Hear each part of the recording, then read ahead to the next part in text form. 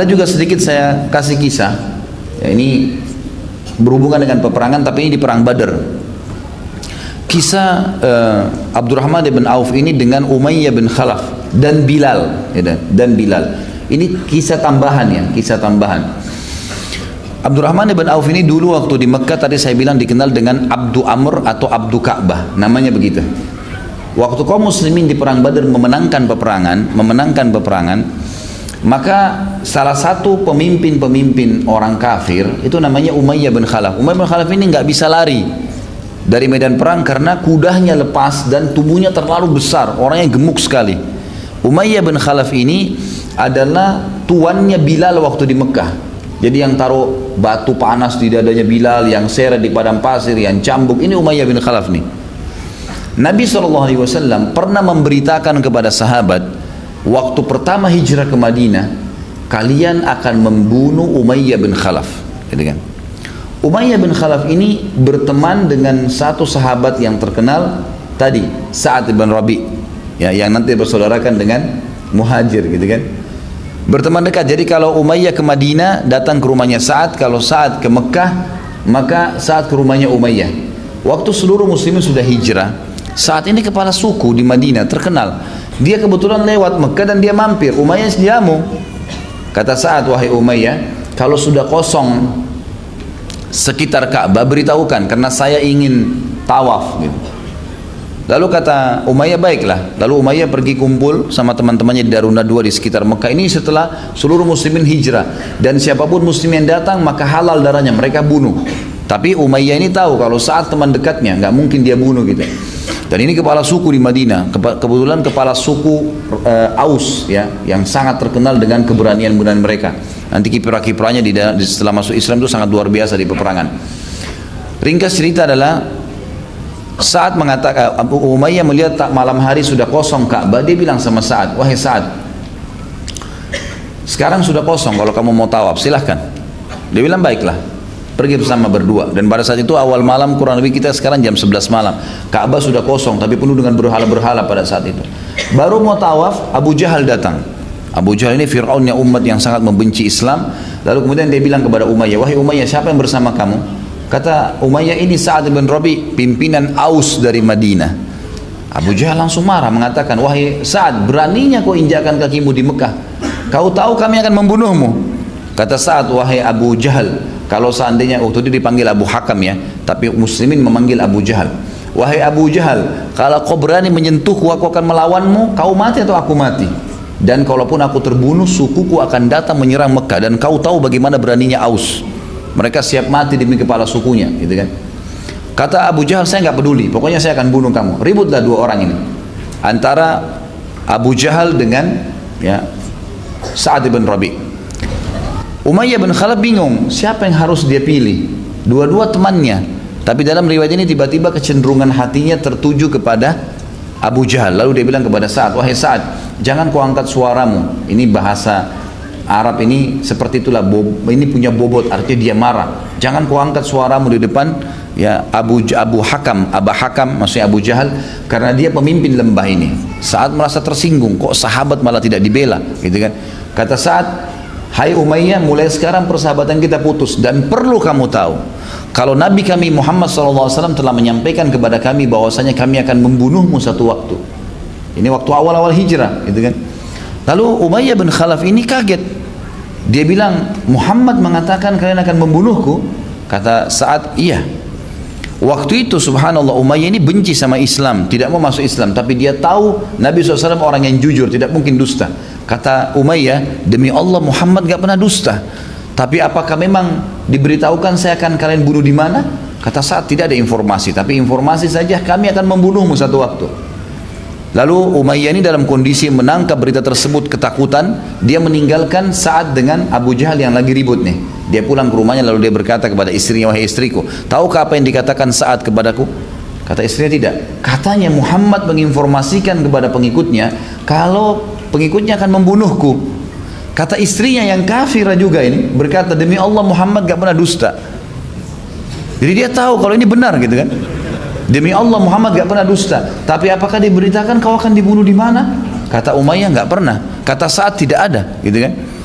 Tapi saya janji sama kau istriku, saya tidak akan keluar dari Mekah. Subhanallah, 3 bulan setelah kasus ini, Sa'ad ibn Rabi berhasil. Abu Jahal kena sendirian, rupanya takut juga dia dengan Sa'ad gitu kan. Akhirnya dia nggak jadi melawan Sa'ad, lalu Sa'ad pun pulang ke Madinah. 3 bulan setelah itu terjadi kasus perang Badr. Tentu saya tidak ceritakan panjang lebar perang Badr, bisa diikuti di YouTube juga. Itu ada kisah sendiri panjang lebar, kisah tentang kafilah Quraisy yang dipimpin oleh Abu Sufyan dan terus kemudian ditahan oleh Nabi SAW dengan sahabat-sahabat muhajir umumnya, karena itu harta-harta para sahabat yang diambil oleh mereka. Jadi harta-harta kaum muslimin di Mekah itu didagangkan di negeri Syam, lalu kemudian diambil oleh kepala-kepala suku mereka. Yang paling banyak punya harta di kafilah yang dibawa oleh Abu Sufyan adalah Abu Jahal dengan Umayyah bin Khalaf ini. 3 bulan setelah itu, kejadian tadi ini, terjadi kasus perang Badr. Abu Sufyan minta tolong ke Mekah supaya dikirim pasukan, lalu Abu Jahal memotivasi masyarakat Mekah untuk ikut berperang, membela kafilah mereka.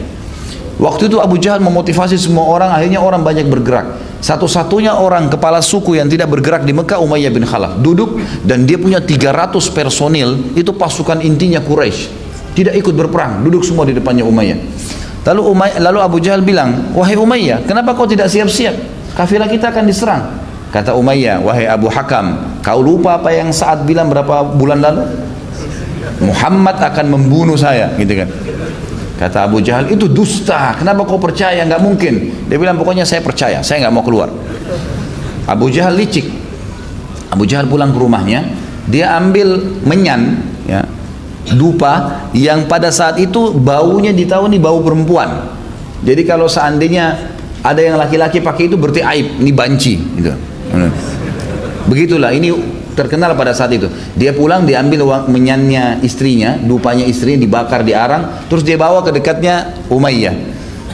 Dia bilang, ya Umayyah tatayyab, wahai Umayyah nih, pakai nih, gitu kan. Kata Umayyah, kenapa bawa saya parfum perempuan, gitu kan. Dia bilang, kau kan perempuan, nggak mau berperang, gitu kan. Maka Umayyah tersinggung, ditepis sama dia arang itu, kemudian dia pulang ke rumahnya. Dia bilang, istriku siapkan baju perang saya. Kata istri diingatkan, wahai Umayyah, bukankah Muhammad sudah menjanji mengatakan pada pengikutnya kau akan dibunuh? Bagaimana kau bisa ikut berperang? Pasti kau akan terbunuh. Dia bilang, saya dipermalukan oleh Abu Hakam. Saya akan keluar beberapa langkah dari Mekah, baru saya kembali lagi. Yang penting saya tidak dibilang penakut gitu. Pada saat itu keluarlah dia, istrinya juga sudah berikan pakaian. Subhanallah, setiap pasukan Quraisy istirahat, setiap istirahat pasti Abu Jahal datangi Umayyah dulu. Hai Umayyah, kau berdiri pertama. Terus digiring Umayyah sampai tiba di Badr. Tidak bisa pulang akhirnya, gitu kan. Baik, terjadi peperangan di Badr. Pada saat terjadi peperangan di Badr ini, semua tadi saya bilang pasukan Quraisy banyak yang terkalahkan, gitu kan. Ada yang lari ke Mekah. Umayyah ini termasuk yang nggak bisa lari karena kudanya lepas dan dia sangat gemuk. Pada saat dia lagi tidak bisa lari, dia berdiri di kancah peperangan. Ada Abdurrahman bin Auf lewat. Nih saksi bahasan kita di sini. Panjang lebar sebenarnya ini yang saya jelaskan supaya nyambung kisahnya. Abdurrahman radhiyallahu anhu ini lagi ngumpulin pedang, perisai. Ya ini ghanimah, harta rampasan perang, dikumpulin kemudian nanti dibagi rata oleh para pemimpin, oleh pemimpin perang. Itu Nabi SAW pada saat itu. Maka si Umayyah lihat Abdurrahman lewat, dia panggil Abdu Amr. Abdu Amr namanya tuh di Mekah. Abdurrahman sengaja nggak mau balik, gitu kan. Abdu Ka'bah nggak mau balik, gitu kan. Dipanggil terus gitu, nggak mau. Terakhir akhirnya dia tidak mau balik karena Abdurrahman tahu itu sudah bukan namanya. Lalu kemudian dipanggil Abdullah, karena ditahu Abdullah. Orang-orang Mekah dulu tidak tahu Ar-Rahman ini namanya Allah, gitu kan. Mereka menganggap Ar-Rahman ini adalah gurunya Nabi SAW di negeri Syam yang belajar sihir, gitu. Jadi tidak tahu kalau itu namanya Allah. Mereka bilang begitu. Ringkas cerita, waktu dipanggil Abdullah, Abdurrahman balik mengatakan, kenapa Umayyah? Dia bilang, mau nggak kamu dapat harta rampasan perang lebih baik daripada pedang yang kamu kumpulin? Kata Abdurrahman, tentu saja. Dia bilang, tawan saya. Kau tahu kedudukan saya di Mekah. Kamu tawan saya, apa yang kau minta suku saya pasti kasih. Abdurrahman bilang, betul juga nih, gitu kan? Ini kepala suku. Dalam riwayat dikatakan betul nih. Maka Abdurrahman pun mengatakan, baiklah. Ditaruh semua pedang-pedang itu, dipegang tangannya Umayyah. Mau dibawa ke Nabi SAW. Mau mengatakan, ya Rasulullah, ini Umayyah tawanan saya nih, gitu kan? Jadi nanti kalau tawanan dia pribadi, misal seseorang muslim mengalahkan orang kafir, jadi tawanannya, maka itu nanti tebusannya punya dia, gitu kan? Jadi haknya dia. Yang terjadi, dibawalah oleh Abdurrahman memegang tangan Umayyah menuju ke kemah Nabi SAW. Di tengah jalan ketemu sama Bilal. Bilal ini dulu yang disiksa oleh Umayyah. Maka Bilal bilang, Umayyah bin Khalaf, pimpinan orang kafir, kau yang hidup atau saya yang hidup? Gitu kan. Nggak bisa, gitu kan. Maka Umayyah sempat takut, gitu kan. Maka Abdurrahman bilang, wahai Bilal, bertakwa sama Allah, ini tawanan saya, jangan diganggu, gitu kan. Jadi ini tawanan, artinya ini saya akan dapat banyak balasan dari situ, gitu kan. Kata Bilal, nggak bisa, harus dia mati atau saya mati. Bilal coba menyerang, Abdurrahman bela, nggak boleh, gitu kan. Maka Bilal bingung, ini kalau salah kena Abdurrahman nih, bahaya. Ada lewat beberapa orang Ansar yang lagi ngumpulin juga pedang-pedang untuk dikumpulin nanti, 5-6 orang. Bilal teriak, wahai saudara-saudaraku Ansar, gitu.